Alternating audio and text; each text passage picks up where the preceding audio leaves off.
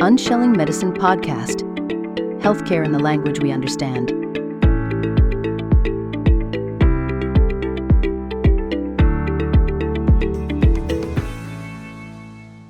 Hello, everybody. Welcome to our episode today. It is certainly going to be very interesting. We are talking about the best computer in the planet, your brain. So I have the pleasure and honor to have George Haymaker with us. George is a neuroscientist, and we're going to discuss the neuroscience of change. So George is also a coach. He helps people understand and also educate people on understanding their brain and having a meaningful relationship with your brain. It's going to be interesting. Buckle in. So how to work with your brain to make your brain work better for you? Who doesn't want to do that? I do. So thank you for being here, George. Yeah, my pleasure. Thanks so much for having me. And hello, everyone. Yes, it's a beautiful day to learn. So the brain, George, what for the life of you interested you about studying the brain and human brain for that matter, which is a very complicated computer, to say the least? You know, what really shoved you or tugged you that direction? Yeah, so you're right. The brain is our operating system, and I didn't understand anything about the brain before I got into it.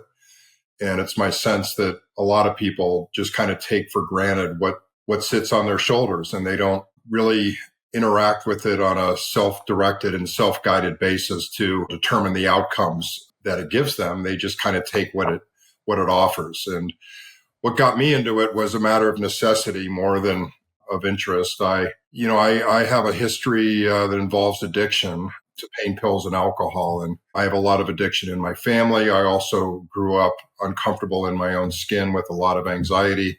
And so I ended up coping with the mental discomfort with addictive substances. And that was kind of my life, my go-to for 30 years throughout my childhood and then well into my professional life, until addiction got the better of me and I hit a hard bottom in my early 50s.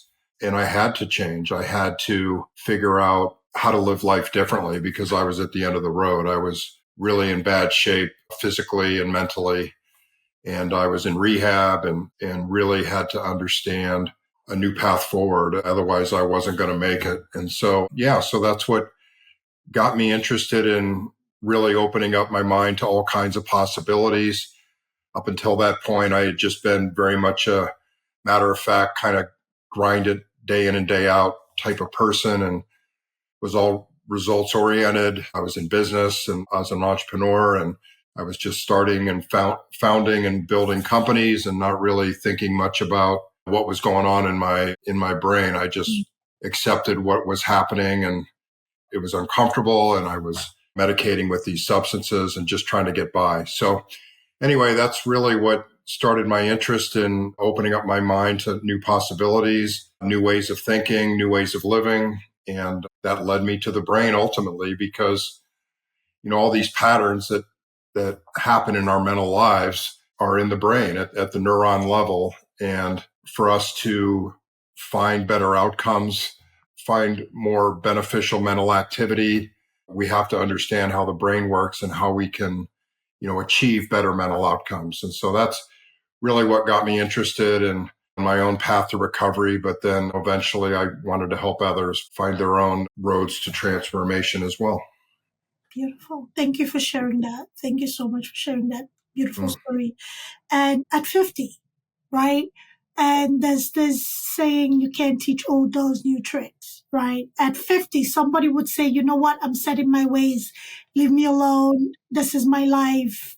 I mean, what else is there to change? But you decided to embark on a knowledge-based discovery of yourself and your brain. What was that knob? What turned that knob, or what was that driving factor to have you understand that there's more to life and there's more to you as a person? Granted, by measure of society, you succeeded, right? You founded companies, you're an entrepreneur, all of that stuff. What made you realize that, you know what, I've been scathing through life without really appreciating my brain and understanding it and making it useful?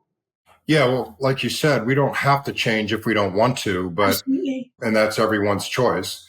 In my case, I had to change or I was going to die. Mm. So it's really a matter of consequences for me. They had just piled up so high. My wife had left me and, I was kind of all alone at that point. And, maybe I guess to the outsider, I had achieved some success, but I just sure didn't feel like it. I was doing what I felt I was supposed to, so to speak, or striving for what I had determined was success, but it sure didn't feel that way. I wasn't comfortable in my own skin. I didn't feel good. I wasn't happy.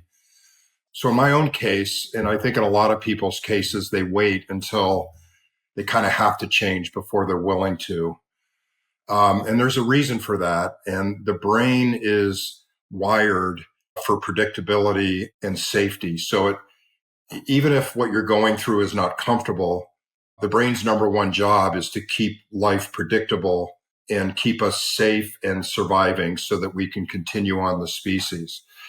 And so even if we're, like we have mental discomforts and lots of anxiety and we're not happy, the brain has determined through its experience with you that the way you've been leading your life has kept you alive to this point. And so the brain feels like it's done its job. Its job is not to make you happy or not happy. That's your job. Its job is to keep life predictable so that it can keep you alive. And so that's why change feels hard, is because, the brain wants to keep things the way that it understands it and knows your life, because it knows that it's kept you alive to that point. And for it to change, it has to go into a completely different direction. And it doesn't know yet that that's safe, that you'll survive it. It doesn't even know what that means yet. You may not even know what change means. And so that's why it's just hesitant to go along, and why change feels so hard is because the brain is designed to keep life predictable. So for me, I had to change. There was no choice. And so I guess that was kind of easy for me because, again, it was either reinvent myself or I wasn't going to make it. So, so that, started a process of not knowing what was next. Right. It was uncomfortable. It was hard. It was very difficult, I remember. But, I just opened my mind to new possibilities. I got into a 12-step program, AA specifically, and I just started doing what other people had were suggesting to me because they had been through it. They knew what it was like to recover from addiction. And so I just did what they said. And gradually, it started to work. I started to see some signs of improvement. And that allowed my brain to start being willing to come along with the process and engage in further and further change, because it began to understand that this new direction that we were going was going to be okay. It began to recognize that it was going to be safe and that I was going to survive it. And so it became willing to come along. And as things got better and better, it began to detect that there was reward in this new life. And that the brain also operates on reward.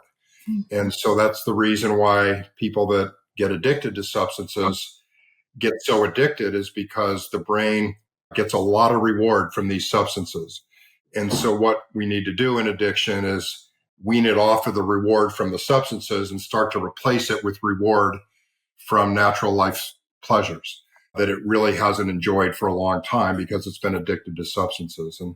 And so it's a long process for the brain to begin to change its patterns to reflect a new way of living. And that's really what the neuroscience of change is all about, is it takes time and we have to begin to live a new way of living, and the brain will ultimately come along and change its neural patterns, its neural pathways inside the brain to reflect this new way of living. Absolutely. That's so beautiful. So when you were going through your journey, having the sponsors in AA, people who had lived this life, experienced this, and have made changes in their lives, what was that feeling like when you encountered your first trigger? Because everybody does understand healing is not linear. You have your, hills and valleys, right? So what was that like, being confronted with your first trigger? And how did you deal with that? How was the fear, anxiety, and discomfort associated with that process? And how did you come out on the other side? Yeah. So I'm going to give you a metaphor. And these patterns that we get stuck into, whether they're uncomfortable mental patterns, anxiety or fear or self-confidence issues, whatever it is, and addiction, which is also a pattern, are these get worn into our brains. They are neural patterns and pathways that get developed. They're connections of neurons, and they get strengthened over time. The more times that you repeat something, helpful or unhelpful, these patterns get reinforced and strengthened and stronger. And they're kind of like roots of a tree. And so if you think about an old tree in your backyard that has these really thick roots, those are like neural patterns in your brain that represent years of addiction, years of repeating the same negative thoughts over and over again, the same negative emotions. And most times these emotions and thoughts and behaviors are all wrapped up together in a pattern. And they all form like these roots, okay? And so the longer that we practice and reinforce these patterns, again, the stronger they get. And so what we're trying to do here is to stop engaging in these patterns. And then little by little over time, if we don't engage in them, they will weaken. So it's very much like if we stopped watering and fertilizing this tree with the thick roots, after weeks and months and eventually years, the roots of that old tree would begin to weaken, right? And that's exactly what we're trying to do with our brain. We're trying to plant a brand new small tree on the other side of our property, so to speak, which represents our new life, the new way that we want to live. So better thoughts, better emotions, better behaviors, ones that are free from addiction, ones that are built around natural life pleasures, ones that are built on making us feel good in healthier ways. Okay. And so then what we do is we practice these new ways over and over again. We build a whole life out of them. And if we practice them often enough without practicing the old ones, then little by little, we're watering and fertilizing the new tree. And so while the old tree is weakening, the new tree is strengthening. And really what this is we're transitioning from an old identity, which represents the old ways of thinking that aren't helpful to us. And we're moving over here to a new identity that we spend time outlining in detail. We understand what that new person's values are, what their psychological needs are. We get into great detail with how this person is constructed. And then we visualize that person. We understand, we begin to feel the emotions of what it's going to feel like when we get to be that person. And the brain begins to get used to that. And it starts this new root structure of the new tree, even if it's very so slight at the beginning.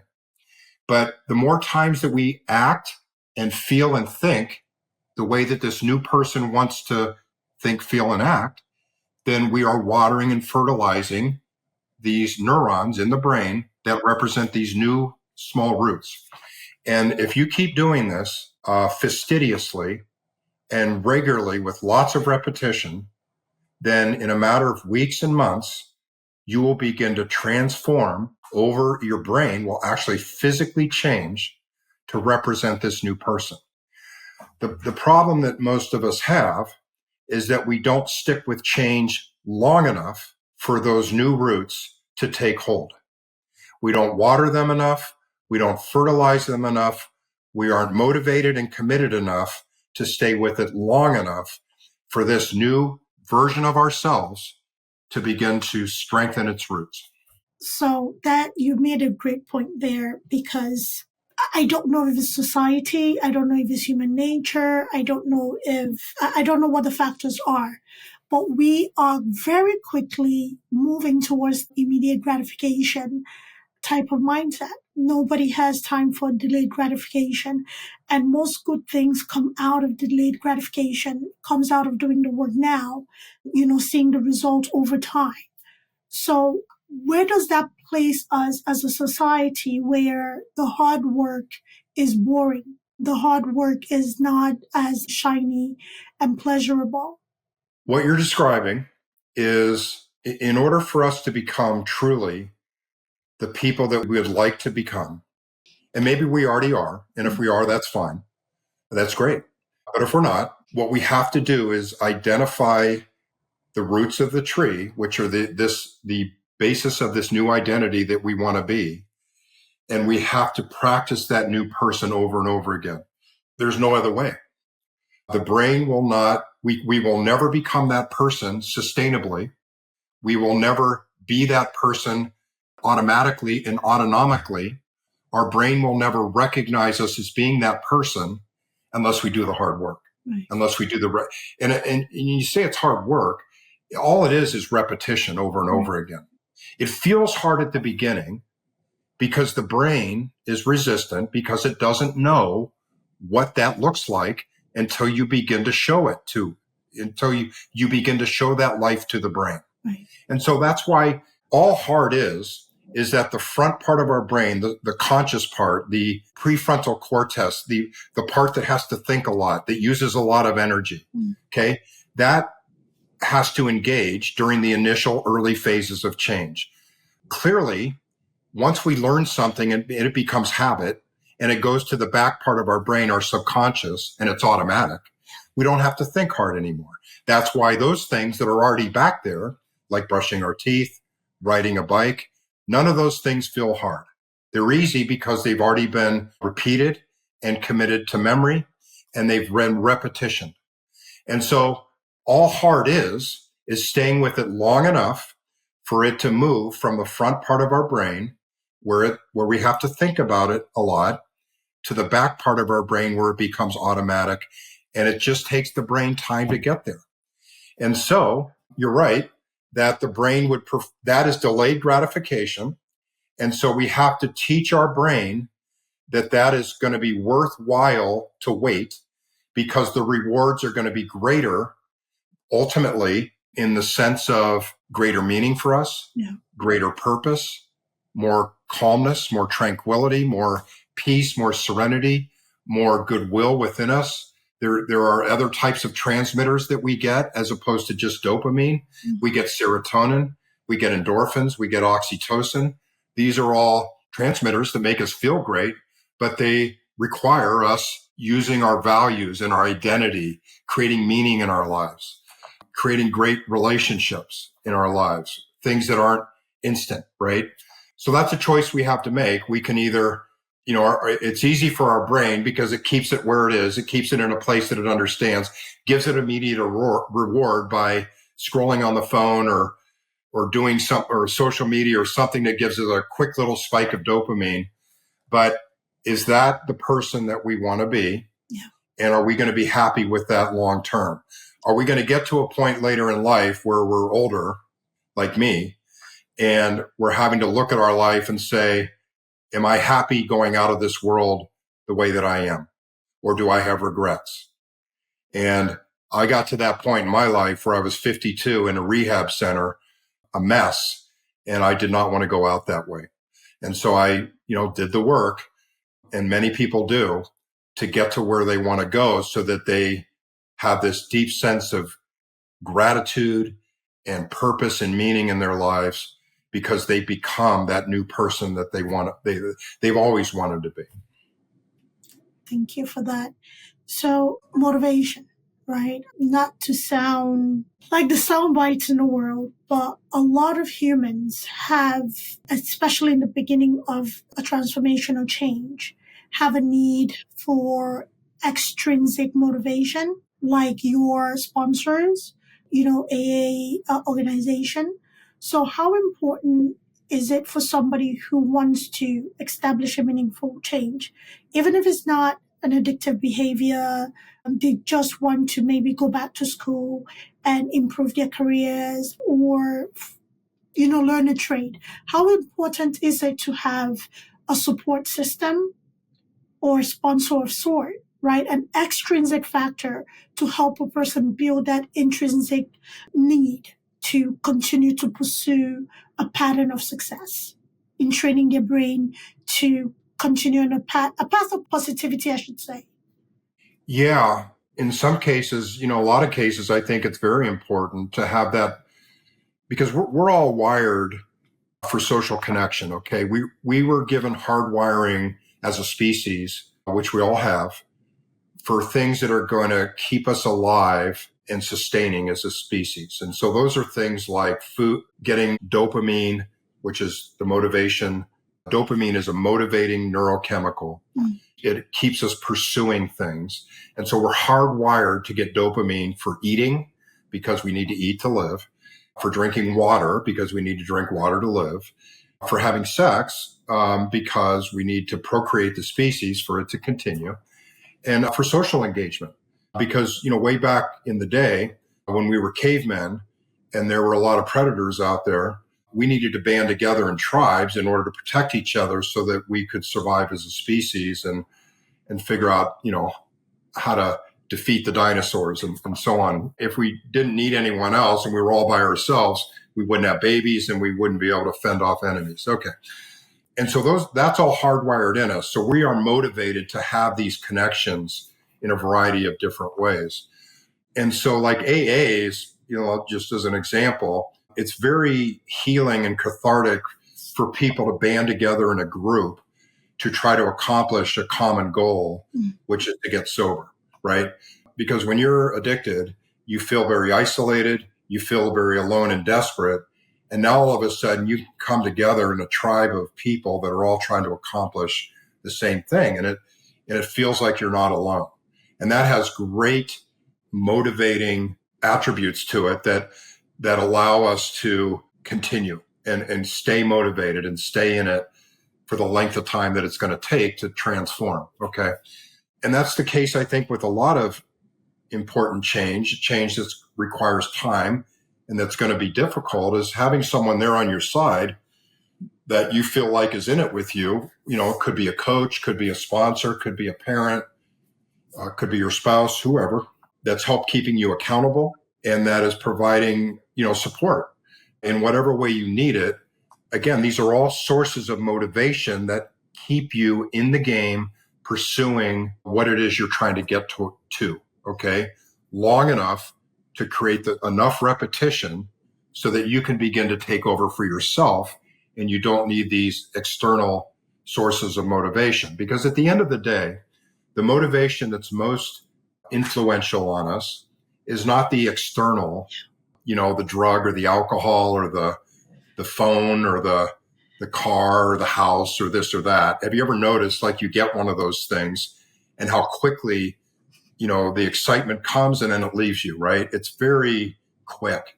And that is just a thankless world to be in because you're just always chasing this stuff, dopamine chasing, and it never stays with you. It's just endless.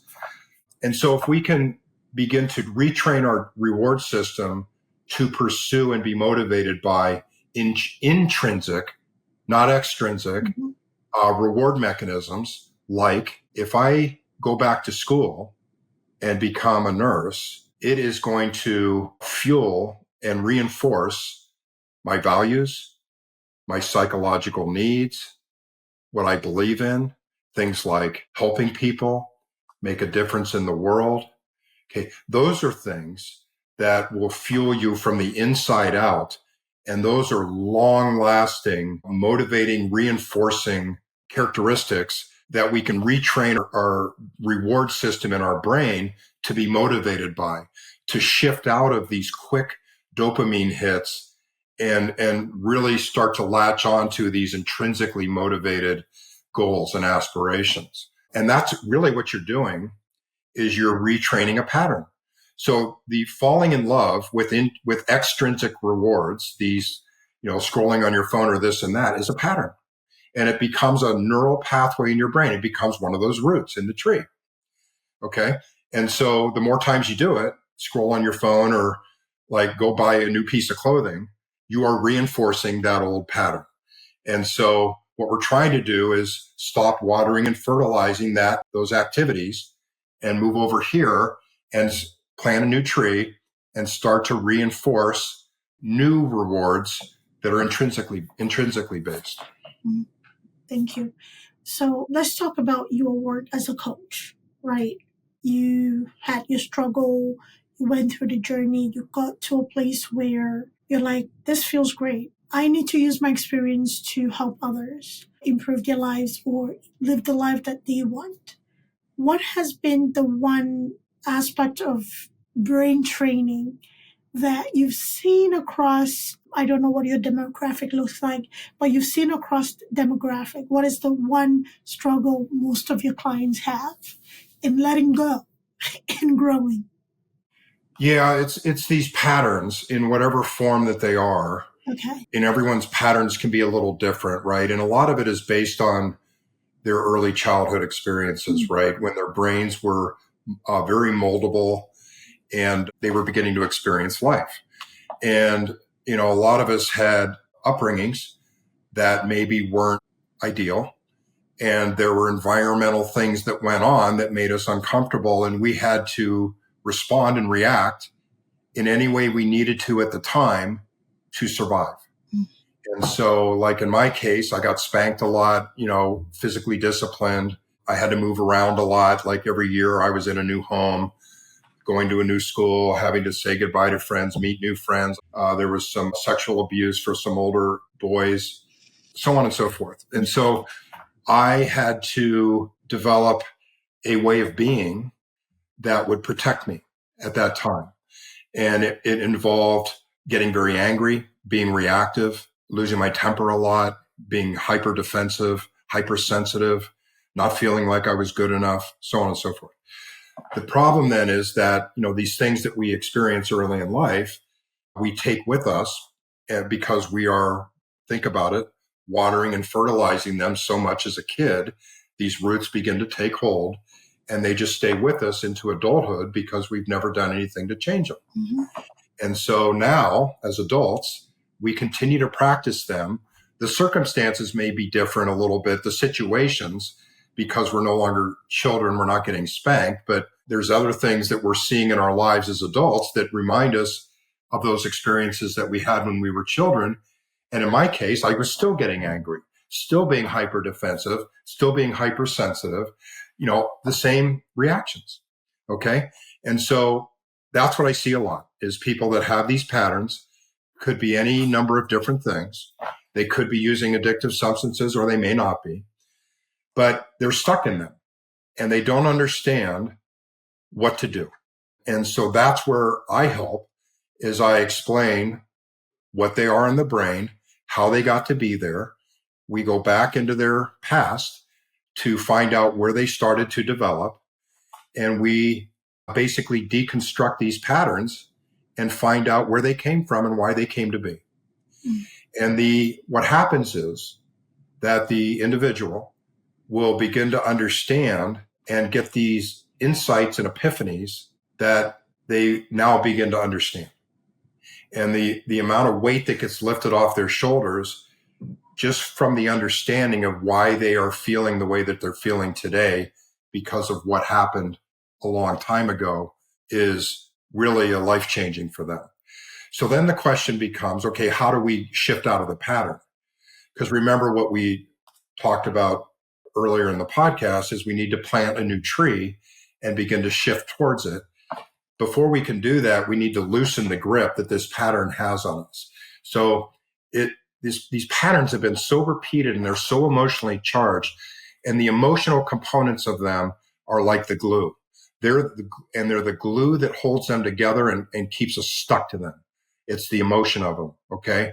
They come along with thoughts and actions and behaviors, but all those components are woven together, and it's the emotions that keep them really glued to us. And so we have to then find some evidence and some ways of looking at these patterns that loosen the grip that they have on us. And once the grip is loosened and we don't feel like we're as stuck to them as we once were, then we can begin to design new patterns, the way that this new identity of ourselves, of where we'd like to go to. What we do at that point is we find out what our values are, what our belief systems are, what our psychological needs are. We do testing. We actually build a prototype of this new person that we want to be. And then we say, okay, well, how would this new person want to act, think, and feel in these situations where I've been having these patterns? How would I prefer to be? Okay. And then we begin to practice those.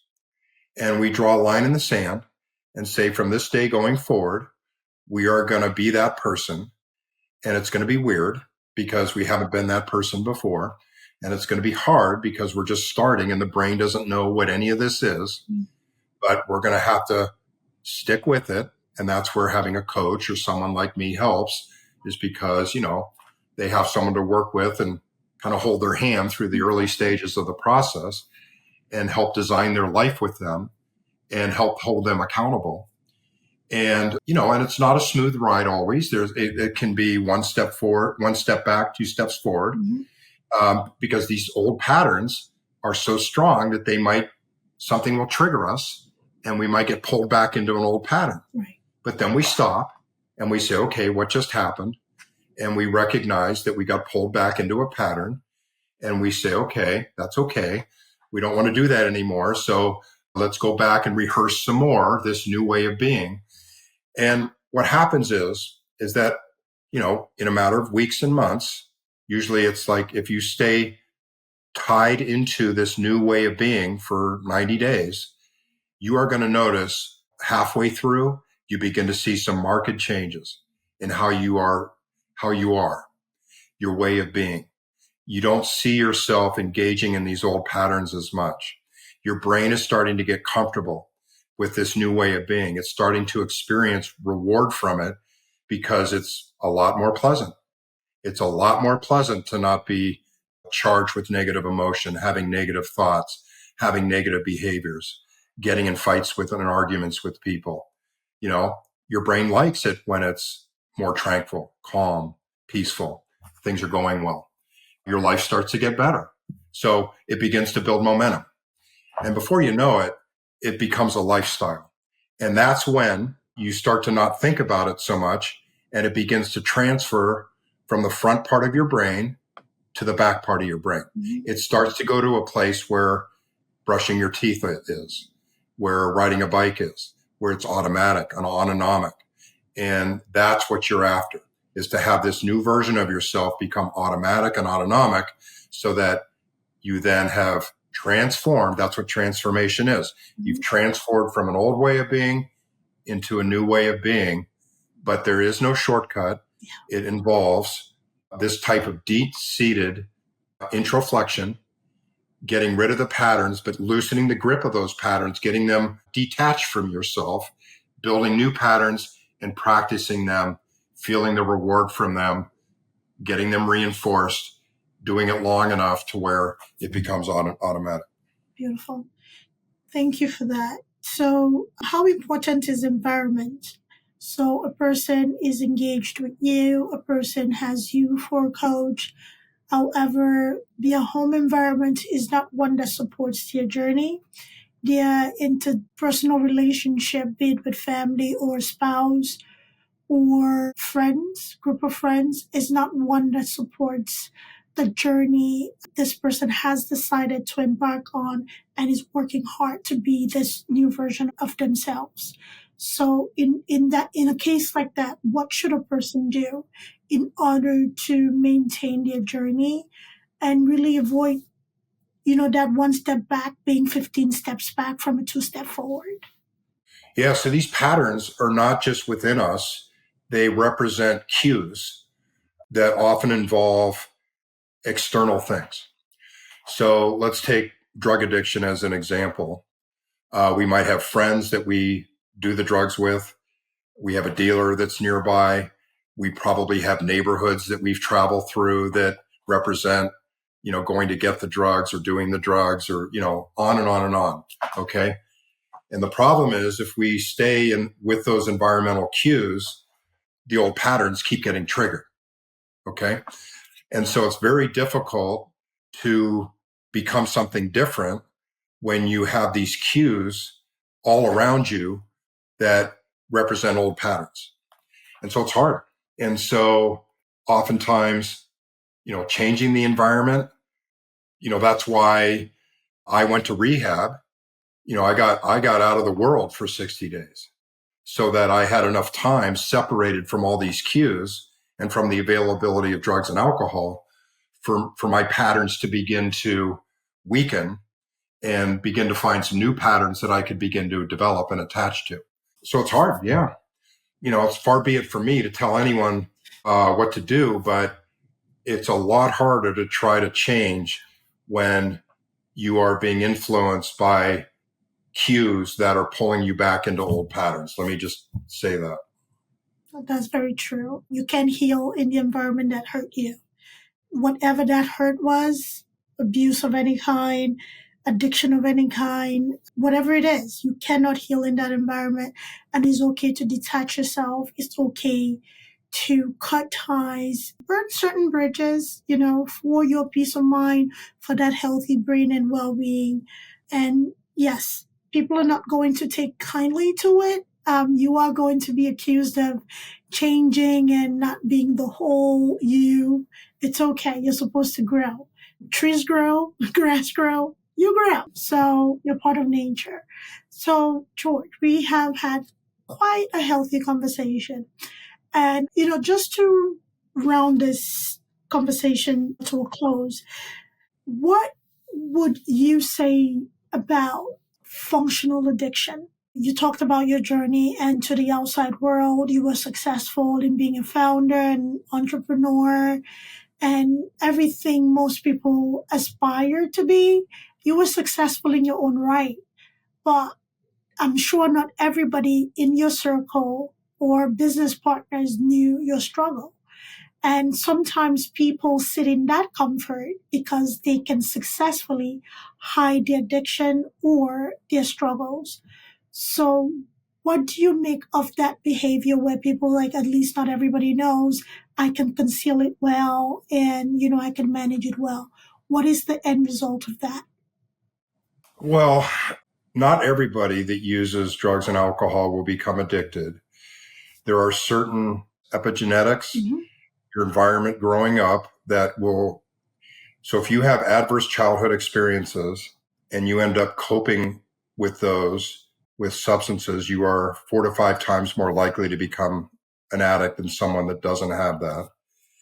And if you have a genetic predisposition to addiction, which means you have genetic markers that are predisposed that if they get expressed, those genes, through stress, pressure, epigenetics, you are also 4 to 5 times more likely to become an addict if you start using drugs and alcohol. So if you have one of those two situations or both, you are exponentially more likely to become an addict than not. And then if you start using drugs and alcohol as a child, so before the age of 20, the front part of your brain hasn't fully developed. And so what you can do is start to damage the development of that front part of the brain, which is meant to be the check and balance on the reward part of the brain. So it's meant to tell the reward part of your brain, this isn't a good idea. It's, it's supposed to control impulse control and make sense of what you're doing to try to put the brakes on your behavior, right?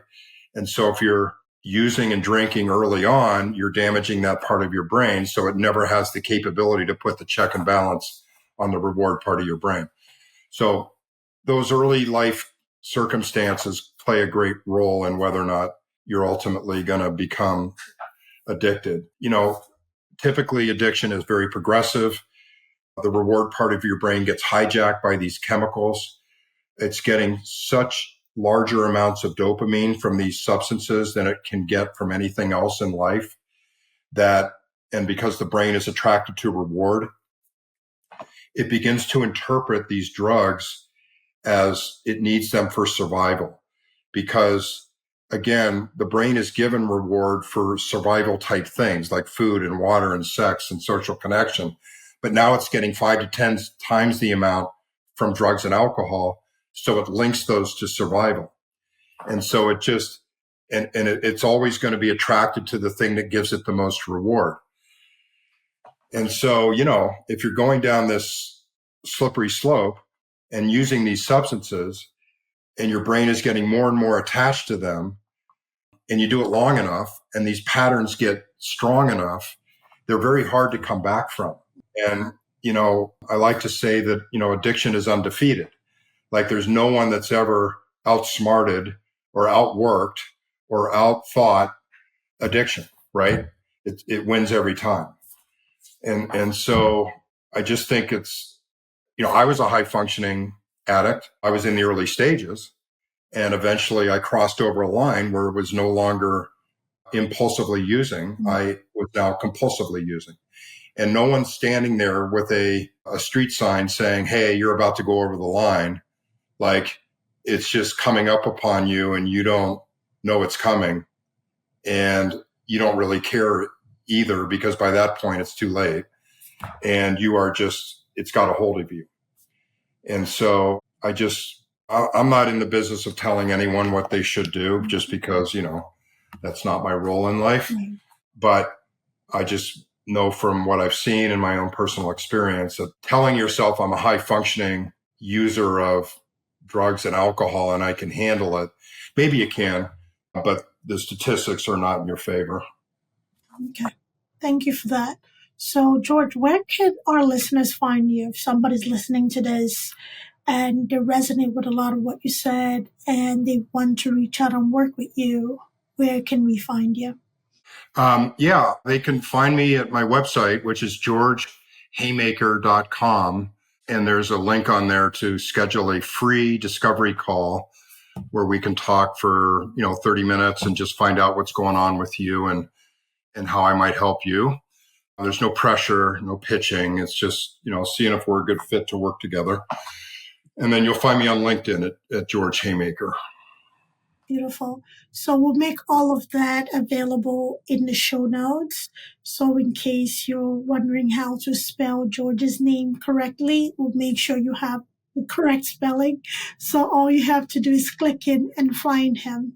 So George, I usually have my guests or ask my guests to leave a few golden nuggets. I mean, if you have a bag full, we'll take it as well. Leave a few golden nuggets for our listeners based on the conversation we have today, just about training your brain, overcoming whatever obstacles you may be dealing with, and, living a fulfilled life. Yeah. The first thing I'd say is a note of hope and encouragement that no matter where you are in your life, and what you're experiencing, specifically mentally, the brain is very forgiving. I never knew this. I just thought that I was kind of stuck with my brain the way that it was and the outcomes that it was producing for me. But there's a concept called neuroplasticity, which is the 85 billion neurons that are in your brain are constantly moving around. The plastic part of it means that they're malleable, shapeable. And they will actually move around and form new patterns if you identify the patterns that you want to have in your life. And so what you're experiencing in your mind right now are just these patterns that are been worn into these neurons have formed these patterns, these pathways. And so you can change them, and the brain will move and shift in response to any type of change that you want to make. So that's the good news, is that you are not stuck with your mental activity the way that it is right now. So there's hope there. Secondly, your brain is there as your friend and your partner in life. And I don't feel like enough of us treat the brain with the care, kindness, and respect that it deserves, given all that it does for us. I mean, it's only 3 pounds and it has 85 billion neurons in it, and it uses 25% of your calorie intake every day. So 3 pounds, I weigh 260 pounds. My brain is 3 pounds, but it uses 25% of my energy. So, and we rely on it for everything that happens in our lives. So doesn't it make sense that we would do whatever we can to fulfill its needs and take care of it? And so I think that we should look at it differently. And I think a lot of us, here's another metaphor for you. I think that we kind of sit in the passenger seat of our life and our brains are driving the car, And we just kind of are going along wherever it says this is where we're going. When in reality, the brain belongs in the passenger seat, and we need to get out of the passenger seat, get in the driver's seat, and drive the car where we want it to go, and the brain will follow along. So that it's really our partner in our lives, but we also need to take care of it and fulfill its needs. Better sleep, better diet, nutrition, exercise, mindfulness, like taking breaks during the day to give it a rest. The brain only has about 90 minutes of time of focus in it at a time, and it begins to then fatigue and spend resources very quickly after that. So, we should give it breaks during the day to allow it to reset itself and recover, right? But none of us really understand that because we don't know how the brain works. So take the time, get to know how your brain works, establish a partnership and relationship with it, be kind to it, and help guide and direct it in whatever way that you want your life to go. Absolutely. That was beautifully said. Get out of the passenger seat and get in the driver's seat. Your brain will go where you want it to go. It needs you to wheel and direct it. So great, great, great conversation, George. Thank you so much for being here. And thank you for listening, everybody. I'm very grateful for you all. I'm grateful for you, George. And we'll make sure we have everything, George, in the show notes, and also look out for the LinkedIn newsletter that is going to highlight this episode. And, find George again, 30 minutes free consultation. Try it, see if it's for you. Everybody's not for you. Everything is not for you, but it doesn't hurt to at least have that conversation to see where it goes. All right. Thank you for listening. I really appreciate it again. Thank you, George. Everybody take care. Bye-bye. Thank you. Thank you, everyone. Thank you.